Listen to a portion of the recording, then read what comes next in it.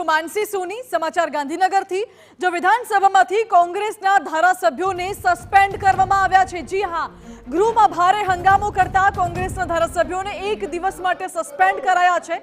ગૃહમાં અગ્નિકાંડ, બળાત્કારની ઘટના, પરીક્ષામાં ગોટાળા, ભરતી કૌભાંડની ચર્ચાની કોંગ્રેસે માંગ કરી હતી।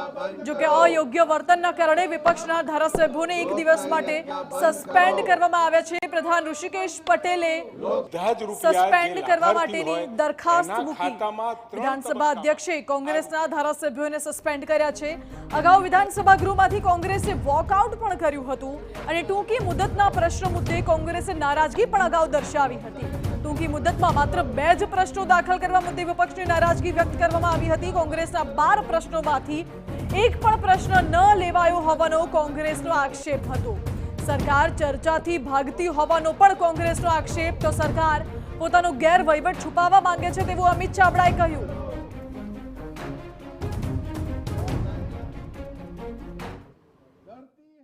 ત્રણ દિવસના વિધાનસભા સત્રમાં પણ એક દિવસ માટે કોંગ્રેસના તમામ ધારાસભ્યોને સસ્પેન્ડ કરી દેવામાં આવ્યા છે। કારણ જે હતું એ હતું ટૂંકી મુદતના જે પ્રશ્નો છે તેની અંદર કોંગ્રેસનો અવાજ દબાય છે તેવો આક્ષેપ કોંગ્રેસે કર્યો હતો। ત્યારે વિપક્ષના નેતા અમિતભાઈ ચાવડા અમારી સાથે છે। અમિતભાઈ, 2 પ્રશ્નો હતા એ તમામ જોઈ રહ્યા હતા, પરંતુ કોંગ્રેસને એ જાણવા માંગીશું કે કોંગ્રેસે કયા મુદ્દા આજે ઉપાડ્યા હતા અથવા તો એવા કયા પ્રશ્નો હતા કે જે પ્લે કાર્ડમાં પણ બતાવવામાં આવ્યા હતા કે જે કોંગ્રેસનું માનવું છે કે ગુજરાતે જાણવું જરૂરી। આજની ટૂંકી મુદતની પ્રશ્નોત્તરીમાં નિયમ મુજબ ચોક્કસ સમય મર્યાદામાં અમારા તરફથી પ્રશ્નો રજૂ કરવામાં આવ્યા હતા, જેને અધ્યક્ષની ઓફિસે સ્વીકાર્યા પણ છે, એટલે વિધાનસભા સચિવાલયે સ્વીકાર્યા। આજે સાયકલ ખરીદીમાં જે કૌભાંડ છે, સરસ્વતી સાધના યોજનામાં 3.5 લાખ દીકરીઓને આજે 2 વર્ષથી સાયકલ નથી મળતી એનો પ્રશ્ન હતો। કેવડિયામાં 2 આદિવાસી યુવાનોની હત્યા કરવામાં આવે છે એનો પ્રશ્ન હતો। ગુજરાતમાં જે ઠેર ઠેર ડ્રગ્સ પકડાઈ રહ્યું છે એનો પ્રશ્ન રજૂ કરવામાં આવ્યો હતો। રાજકોટ ગેમ ઝોનમાં જે અગ્નિકાંડ થયો એનો પ્રશ્ન પૂછવામાં આવ્યો હતો। જે ફોરેસ્ટ ગાર્ડની પરીક્ષામાં જે આખી પદ્ધતિ સામે સવાલ ઊભા થયા, પરીક્ષા પદ્ધતિ બદલવાની વાત થઈ એનો પ્રશ્ન પૂછ્યો હતો। દાહોદમાં લગભગ 3000 કરોડની જમીનો ખોટા નકલી કલેક્ટરના સહી સિક્કાના ઓર્ડરોથી બિનખેતી કરીને વેચી દેવામાં આવી એ પ્રશ્નો પૂછવામાં આવ્યા હતા। સાથે સાથે ખેડૂતોને જે અતિવૃષ્ટિમાં સહાય પૂરતી નથી મળતી, મોંઘવારી છે, બીજા ભ્રષ્ટાચારના છે, જમીન કૌભાંડો થાય, જેમ મુલસાણાનું જમીન કૌભાંડ થયું, સુરતમાં ડુમસનું જમીન કૌભાંડ થયું, કચ્છમાં જે આખું ગૌચરનું જમીન કૌભાંડ થયું, એ જમીન કૌભાંડોના પ્રશ્ન હતા। અદાણીને કંડલા પ્લોટમાં મુન્દ્રા પ્લોટમાં જે રીતે પ્લોટ આપી દેવામાં આવ્યા એનું પણ પ્રશ્ન હતો। આ પ્રજાલક્ષી જે કરંટ ભ્રષ્ટાચાર, ગેરવહીવટ ને પ્રજાની પીડા તકલીફના પ્રશ્નો હતા એ પૂછવામાં આવ્યા હતા, પણ એની ચર્ચા ના થાય। અમિતભાઈ, વિધાનસભા અધ્યક્ષ માટે આપે એવું કહ્યું કે વિધાનસભા અધ્યક્ષ દ્વારા તો આ વસ્તુને કન્સિડર કરવામાં આવી રહી છે, પરંતુ જે સરકાર છે તો સરકારના મંત્રીઓ છે એ કન્સિડર નથી કરી રહ્યા। જ્યારે વિધાનસભા સત્ર ચાલતું હોય છે ત્યારે છેલ્લો અબાધિત અધિકાર કોનો હોય છે?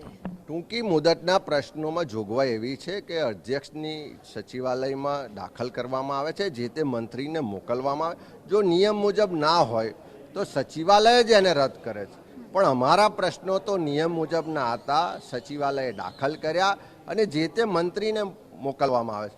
ટૂંકી મુદતના પ્રશ્નોની જોગવાઈ એવી સત્તા છે, ટૂંકી મુદતના પ્રશ્નોમાં જોગવાઈ એવી છે કે મંત્રી સંમતિ આપે તો જ પ્રશ્નની ચર્ચા થઈ જાય। આ તમામ જે પ્રશ્નો હતા સરકારનો ગેરવહીવટ, ભ્રષ્ટાચાર, એમની મિલીભગત ને ઉજાગર કરવાવાળા હતા અને એટલા જ માટે એને ચર્ચાથી સરકાર ભાગે છે। એમનો ભ્રષ્ટાચાર, મિલીભગત ખુલ્લી ના પડી જાય એટલે એનો ડર એમને છે। ગૃહમાં તો એવું જ્યારે ચર્ચા થઈ રહી હતી ત્યારે અધ્યક્ષ દ્વારા એક એવી પણ ટિપ્પણી કરવામાં આવી કે જે સંખ્યા છે વિપક્ષની એ ઓછી છે અને એના કારણે પ્રશ્નો છે તે લેવામાં નથી આવી રહ્યા। તમે પણ નિયમ જોઈ શકો છો, આમાં સંખ્યાને ને પ્રશ્નોને કોઈ જ લેવા દેવા નથી। જેટલા સભ્યોને જેટલા પ્રશ્ન પૂછવા હોય, એક સભ્ય એક દિવસે 3 પ્રશ્ન પૂછી શકે, જુદા જુદા વિભાગના પૂછી શકે, એ મર્યાદામાં જ પૂછવાના હોય છે, નિયમોની જોગવાઈ। વધારે પ્રશ્નો જ્યારે આવે છે ત્યારે એનો ડ્રો કરવામાં આવે છે। એ ડ્રોમાં જેના પ્રાયોરિટી આવે એ સભ્યોને પ્રશ્ન પૂછવાની તક મળે છે। બધું જ નિયમ મુજબ છે, પણ મંત્રીઓએ બધામાં ના લખીને મોકલી છે કે અમે આની ચર્ચા કરવા માગતા નથી, અમે આમાં કોઈ આગળ કહેવા માગતા નથી। એનો સ્પષ્ટ મતલબ છે કે સરકાર ચર્ચાથી ભાગે છે, સરકાર એનો ભ્રષ્ટાચાર ગેરવહીવટ છુપાવવા માંગે છે. આભાર આમ સાથે વાત કરવા માટે. તો સરકાર છે એ ચર્ચાથી ભાગી રહી છે એવો જે આક્ષેપ છે તે વિપક્ષનો છે અને એ જ કારણસર આજે ગૃહમાં હોબાળો પણ થયો અને હોબાળા બાદ હવે એક દિવસ માટે કોંગ્રેસના જે ધારાસભ્યો છે તેમને સસ્પેન્ડ કરાયા છે. કેમેરામેન નવની સાથે કિંજલ મિશ્રા, TV9 ગાંધીનગર.